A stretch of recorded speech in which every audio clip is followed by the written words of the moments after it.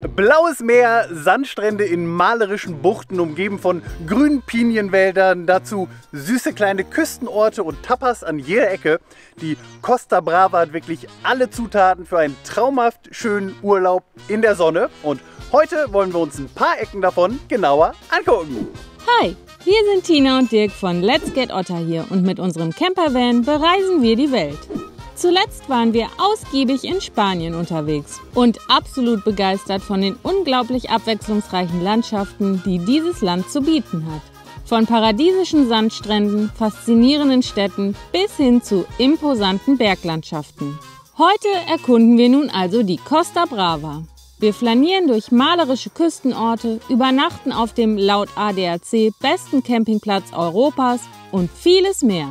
Kommt mit! Und damit nochmal Hallo zu unserem letzten Video aus Spanien. Ja, tatsächlich nach mehreren Monaten hier auf der Iberischen Halbinsel sind jetzt unsere letzten Tage in Spanien angebrochen. Und nicht nur das, es sind auch unsere letzten Tage, bevor es nach dann 4 Jahren on the road für uns erstmal wieder zurück nach Deutschland geht. Dazu später noch ein paar Worte. Jetzt wollen wir erstmal loslegen. Wir haben uns ja für das letzte Video nochmal einen richtig schönen Abschnitt von Spanien rausgesucht. Letzte Woche sind wir schon einen Teil der Küste der Costa Brava entlang gefahren. Das war super schön und jetzt fahren wir weiter Richtung Nordosten. Wir sind sehr gespannt. Wir haben uns ein paar schöne Dinge rausgesucht. Los geht's!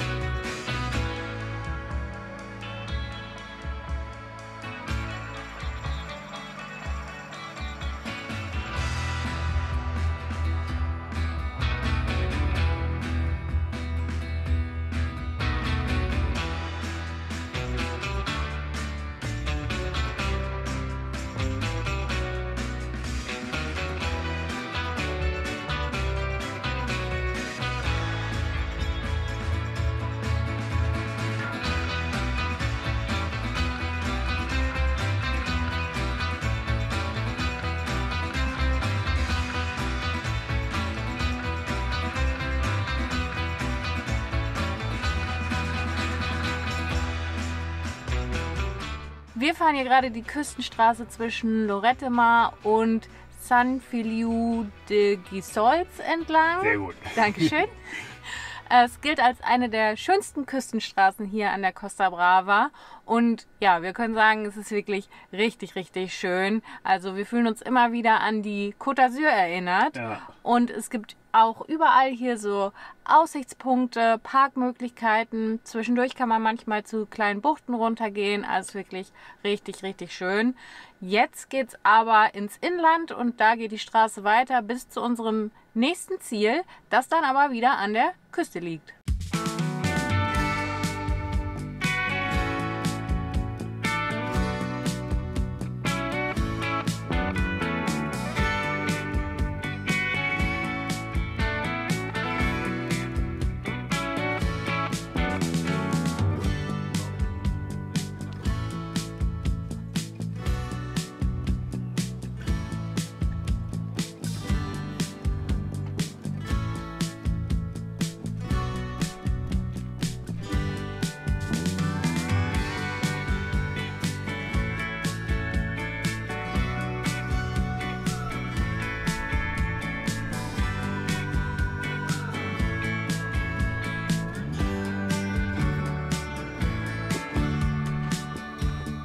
Wir sind jetzt in Llafranc, einem kleinen 300-Seelendorf, das hier ziemlich mittig an der Küste der Costa Brava liegt und sehr sehenswert an der Bucht. da unten und nur eine Bucht weiter, nur ein paar 100 Meter weiter, liegt schon das nächste Dorf, Calella.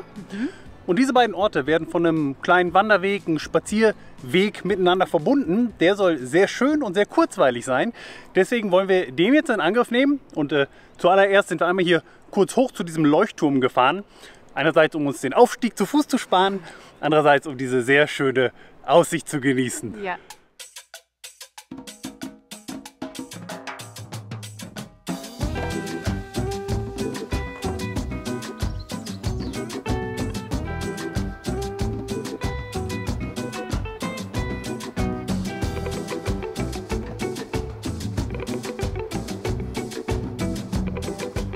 Also ich finde es schon jetzt ganz schön schön hier.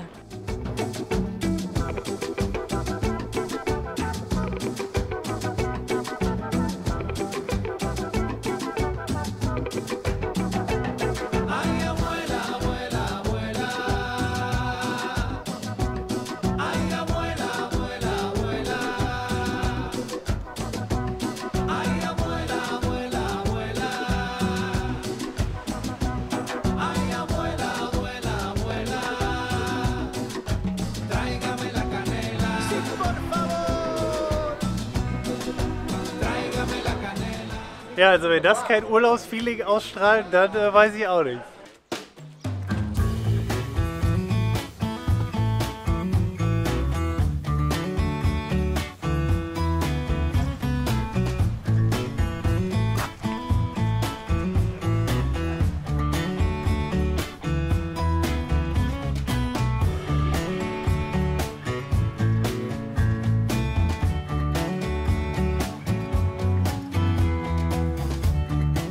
Also wir haben gelesen, dass hier zwar nur 300 Menschen fest leben, aber es soll eben sehr, sehr viel mehr Ferienwohnungen, auch kleinere Hotels, Wochenendhäuser und Co. geben, sodass hier im Sommer definitiv mehr los ist. Aber jetzt ist alles noch sehr, sehr entspannt. Ja.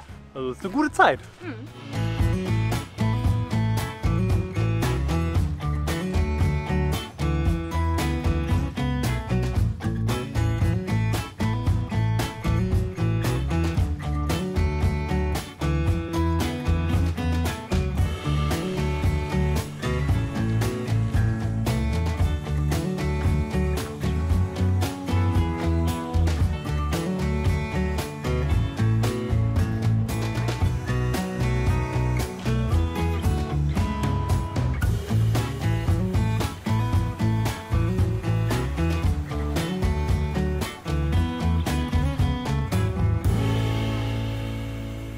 So, wir sind jetzt angekommen in Calella. Die Wanderung oder der Spaziergang hier an der Küste entlang ist wirklich super schön. Es macht richtig Spaß.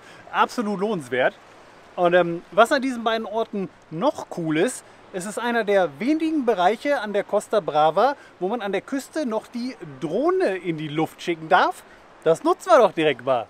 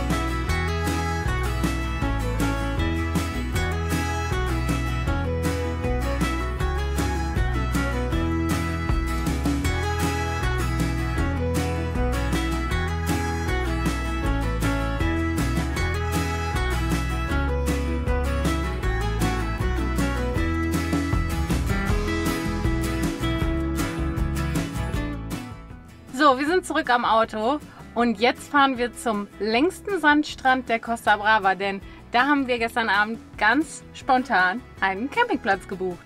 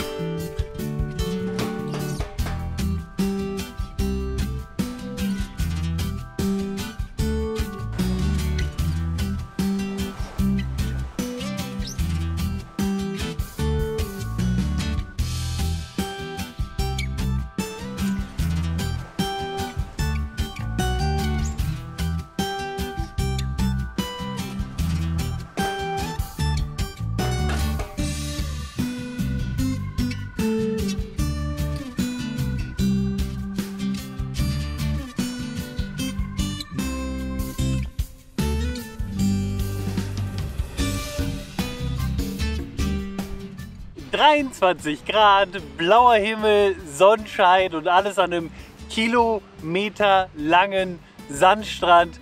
Was will man mehr? Bisschen weniger Wind. Ja, das stimmt. Es ist sehr, sehr windig hier. Entsprechend sind auch die ganzen Kitesurfer gerade unterwegs. Aber gut, was will man machen? Wir sind hier am Playa de las Dunas an der sehr, sehr langen Bucht von Roses. Das scheint eine beliebte Camping-Hochburg zu sein. Zumindest gibt es hier viele, viele Campingplätze, die sich hier an der Bucht aufreihen und auch große Ferienhaussiedlungen und auch ein Naturschutzgebiet, ein relativ großes, ein paar Kilometer nördlich von hier. Wir haben hier jetzt gerade auf dem La Ballena Campingplatz eingecheckt. Hier sind wir gelandet, da der in ganz vielen Campingzeitschriften immer wieder empfohlen wurde. Wir haben in den letzten Tagen und Wochen natürlich recherchiert, was man hier in der Region so machen kann und wo man gut übernachten kann. Und ich glaube, kein anderer Platz wurde so häufig genannt wie dieser hier. Und als wir dann auch noch gelesen haben, dass der ADAC im letzten Jahr ihn als besten Campingplatz Europas in der Kategorie Nachhaltigkeit und Umweltschutz ausgezeichnet hat, haben wir gesagt, den müssen wir uns auf jeden Fall mal angucken. Die Campingzeitschriften und Reisemagazine haben wir dabei mal wieder in der Readly-App durchstöbert. Das ist für uns nach wie vor die perfekte Plattform, um Magazine und Zeitschriften zu lesen. Wenn ihr Readly noch nicht kennt, dann können wir es euch nur ans Herz legen, das mal auszuchecken. Und zwar am besten über unseren Link und unseren Deal unten in der Videobeschreibung.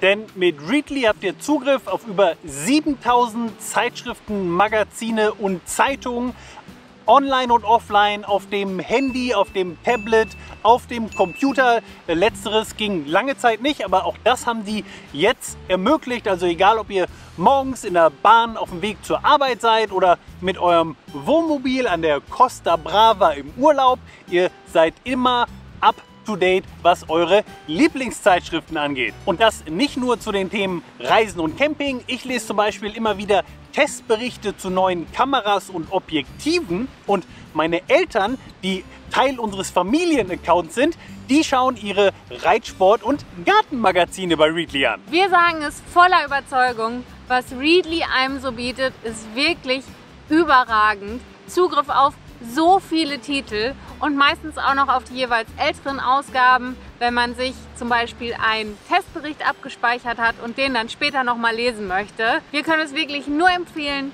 wenn ihr Readly auch mal ausprobieren wollt, dann profitiert von unserem exklusiven Angebot und geht auf den Link unten in der Videobeschreibung. Darüber könnt ihr Readly einen Monat für nur 99 Cent ausprobieren.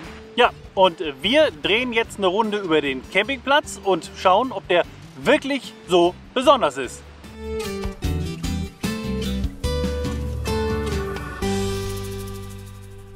Die kurze Antwort auf diese Frage ist ja, der Campingplatz ist definitiv besonders. Zumindest aus unserer Sicht. Nirgendwo sonst hatten wir bisher so große Parzellen, so viele Einrichtungen und Angebote und einen so direkten Strandzugang wie hier. Dazu allerdings auch eine Info vorab. Für den Stellplatz haben wir am Freitag, als der Platz noch ziemlich leer war, rund 45 € bezahlt. Für die Nacht von Samstag auf Sonntag, als sich der Platz schon gut mit den ersten Ferienurlaubern gefüllt hat, waren es schon 55 €. Und in der Hauptsaison werden dann sogar knapp über 100 € pro Nacht für 2 Personen und einen Camper aufgerufen. Die Preise haben es also definitiv in sich. Dafür bekommt man dann aber auch so einiges geboten. Es gibt eine große Poolanlage, in der sich jung und alt austoben kann. Es gibt mehrere Restaurants und Bars, von amerikanischem Fastfood über Eiscreme bis hin zu einem à la carte Restaurant. Es gibt mehrere Bäcker, einen Supermarkt, der so groß ist, wie wir es noch auf keinem anderen Campingplatz gesehen haben, und sogar Bekleidungsgeschäfte und eine Apotheke. Dazu ein Fitnessstudio mit Blick aufs Meer und für alle, die etwas mehr wollen, sogar einen Spa- und Wellnessbereich. Dass es Spielplätze aller Art sowie Fußball, Basketball und Tennisplätze gibt, brauchen wir wahrscheinlich schon gar nicht mehr erwähnen. Auch eine Tauch- und eine Surfschule gibt es. Und wer mit Kindern unterwegs ist, den dürfte vielleicht auch das Animationsprogramm freuen. Davon haben wir allerdings nichts mitbekommen. Sanitäranlagen gibt es in ausreichenden Mengen und alle, die wir gesehen haben, haben einen Top-Eindruck hinterlassen. Mit all diesen Einrichtungen und Aktivitäten ist der Campingplatz in jedem Fall etwas für längere Aufenthalte. Wir haben uns mit unserem kleinen 45er Ducato und so ganz ohne Vorzelt schon beinahe etwas fehl am Platz gefühlt. Zu den rund 800 Stellplätzen für Wohnwagen und Wohnmobile gesellen sich im Übrigen noch gut 300 Bungalows. Und die sind definitiv nochmal eine separate Erwähnung wert. Denn auch die schienen sehr beliebt zu sein. Teilweise selbst bei Leuten, die eigentlich mit einem Camper angereist waren. Wer in den Bungalows übernachtet, hat je nach gewählter Bungalow-Kategorie Zutritt zu eigenen kleinen Pools im jeweiligen Innenhof und einen Blick auf schön hergerichtete Gärten. Hier kann man schnell vergessen, eigentlich auf einem Campingplatz zu sein. Auf einigen der Bungalowdächer findet man Solaranlagen. Die Warmwasseraufbereitung soll per Erdwärme geschehen und das gereinigte Abwasser wird zur Bewässerung der umliegenden Felder genutzt, heißt es in der Preisauszeichnung des ADAC. Dass hier Nachhaltigkeit und Umweltschutz großgeschrieben werden, ist ein weiterer Grund dafür, warum wir diesen Campingplatz empfehlen können. Wer nur auf der Suche nach einer Übernachtungsmöglichkeit ist, ist hier eher falsch. Wer aber einen Campingurlaub in der Sonne mit vielen Annehmlichkeiten genießen will, der dürfte sich hier wohlfühlen.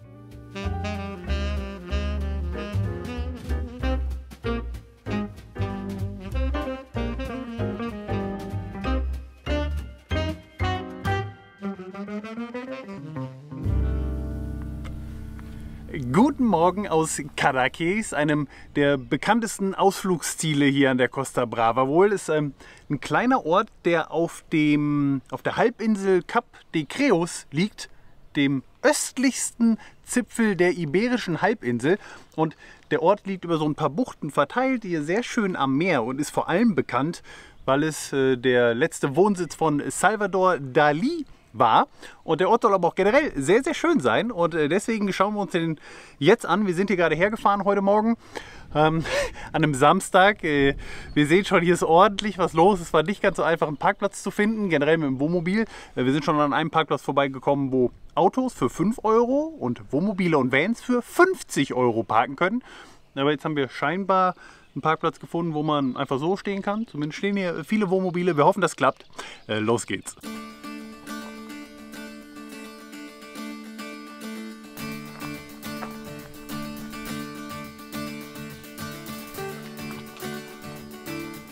Das kommt dabei rum, wenn man sagt, wir müssen nicht an der Straße außenrum entlang gehen. Hier gibt es einen kleinen Fußweg, der führt querfeldein.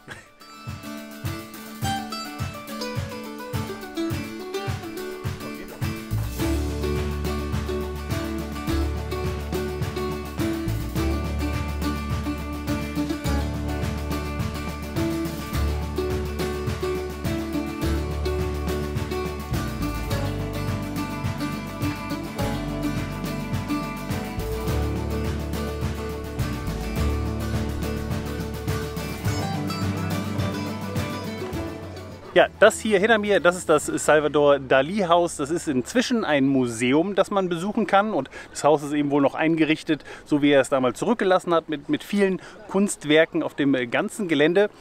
Das schauen wir uns jetzt nicht an. Wir spielen noch mit dem Gedanken, uns das große Salvador Dalí Museum in Figueres anzuschauen. Das ist so eine knappe Stunde von hier. Das soll sehr sehenswert sein. Jetzt machen wir aber erstmal mit dem Dorf hier weiter.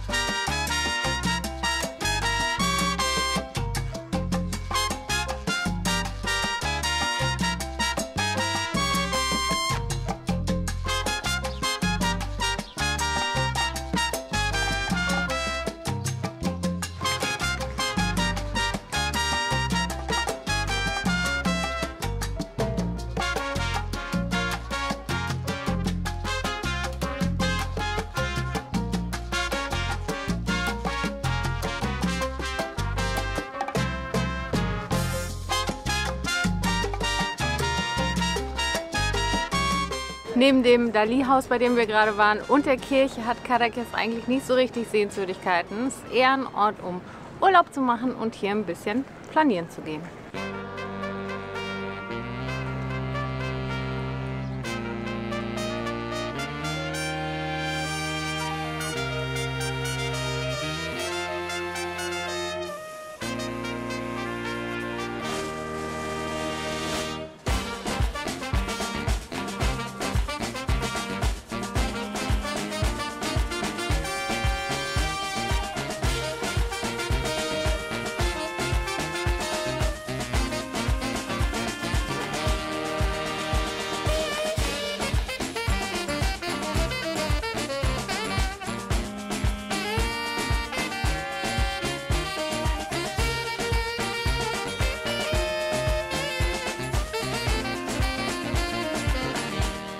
Keine Ahnung, wo wir da reingeraten sind, aber cool war es mit der Band und diese ganzen fancy Leute. Sah ein bisschen aus wie eine Hochzeit. Ja, würde ich auch sagen. Mehrere Hochzeitsgesellschaften scheinbar. Ja.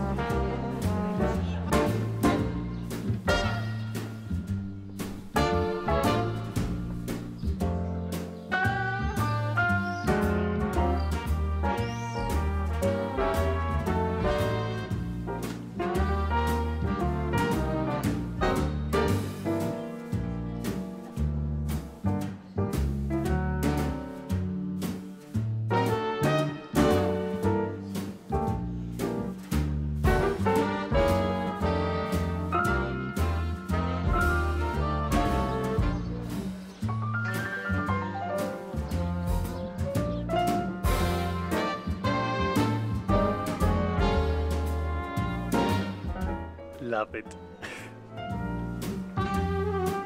Es ist wirklich sehr schön hier. Also die gepflasterten Straßen, die weißen Häuser dazu im Kontrast, der blaue Himmel und das Meer. Ist wirklich schön.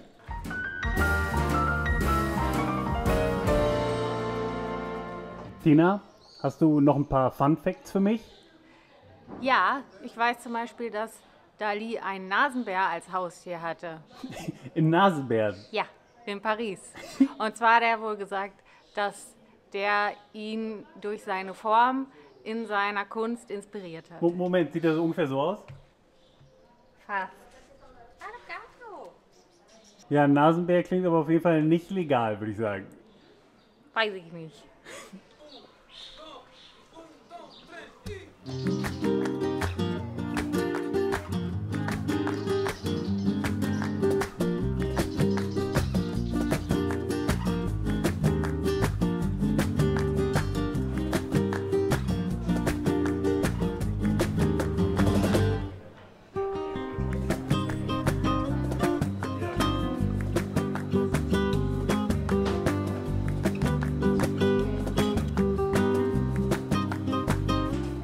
Ja, so kann man es doch aushalten. Bei 25 Grad musste Abkühlung auch mal sein oder eine Stärkung.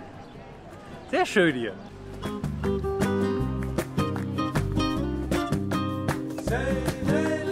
Und zack, da sind wir auch schon wieder. Cadaqués wäre mit an Sicherheit grenzender Wahrscheinlichkeit ein sehr guter Ort gewesen, um zum Abschluss nochmal in ein richtig gutes Restaurant zu gehen. Aber heute ist der letzte Bundesligaspieltag, wo Meisterschaft und Abstiegskampf noch nicht entschieden sind. Und zeitgleich ist Formel 1 in Monaco. Das wollte ich beides gucken, deswegen wollte ich heute ja rechtzeitig zurück sein. Das mache ich jetzt und dann werden wir gemeinsam den Abend auf dem Campingplatz noch genießen und wir melden uns dann morgen wieder. Und nun hallo aus Peralada, einem kleinen Ort ein Stück im Inland. Wir sind hier gestern hergefahren, da unsere Zeit auf dem Fancy Campingplatz vorbei war. Schade eigentlich, die letzten Tage waren wirklich sehr, sehr schön. Nochmal Sommer, Sonne, Urlaubsfeeling zum Abschluss. Das hätten wir gut und gerne noch eine Weile länger genießen können. Ja. Aber für uns geht es jetzt eben zurück nach Deutschland. Ja, wir haben es ja schon erzählt, wir haben es auch im Q&A erwähnt. Wir sind jetzt seit 4 Jahren fast durchgängig unterwegs gewesen. Wir waren, ich glaube, in 44 Ländern. Wir sind gefühlt fast jeden Tag woanders. Wir haben so viel erlebt, was ja auch ein echtes Privileg ist. Doch jetzt ist in uns der Wunsch aufgestiegen, zurück nach Deutschland zu kommen, zumindest für eine Weile, und ein Leben zu führen, was ein bisschen stationärer ist. Ja, das bedeutet nicht, dass es ab jetzt keine Videos mehr von uns geben wird. Das Gegenteil ist der Fall, denn wir wollen unsere Zeit in Deutschland ja auch dafür nutzen, uns einen neuen Camper herzurichten. Einen Camper nach unseren Vorstellungen auszubauen. Das wird unser großes Projekt für die nächsten Monate, neben ein paar anderen Plänen. Wir haben daran jetzt im Hintergrund schon immer mal wieder ein bisschen gewerkelt, aber ja, freuen uns jetzt sehr darauf, damit bald so richtig loszulegen, auch wenn definitiv die eine oder andere große Herausforderung dabei noch auf uns warten wird.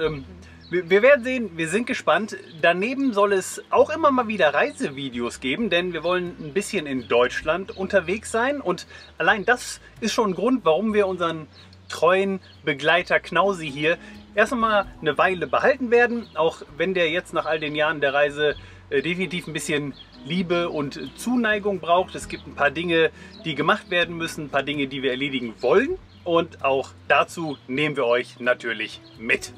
Ja, aber erstmal wollen wir die Chance nutzen und am nächsten Sonntag ein paar eurer Fragen beantworten. Also wenn es was gibt, was ihr schon immer mal wissen wolltet über unsere Pläne, über unsere letzten Reisen, über uns persönlich, über sonst irgendwas, dann stellt uns eure Fragen, schreibt sie uns unten in die Kommentare, schreibt uns bei Instagram oder schreibt uns eine Mail, und wir sammeln dann alle Fragen und wählen die meistgestellten Fragen oder vielleicht auch die lustigsten Fragen aus und beantworten die dann am nächsten Sonntag. Ja, und damit gibt es, glaube ich, nicht mehr viel zu sagen. Wir machen uns jetzt morgen auf die lange Heimfahrt, werden unterwegs in Basel noch Freunde besuchen und ja, ein bisschen darauf warten, ob es bei uns irgendwann mal wirklich ankommt, dass unser Reiseleben jetzt erstmal vorbei ist, denn das ist definitiv noch nicht so richtig bei uns angekommen. Nee. Ich kann mir sehr gut vorstellen, dass wir das noch mehr vermissen werden, als uns jetzt gerade bewusst ist. Na, ja. Wir werden sehen, und jetzt machen wir es kurz und schmerzlos auf ein vorerst letztes Mal. Viele liebe Grüße aus der Ferne und bis ganz bald.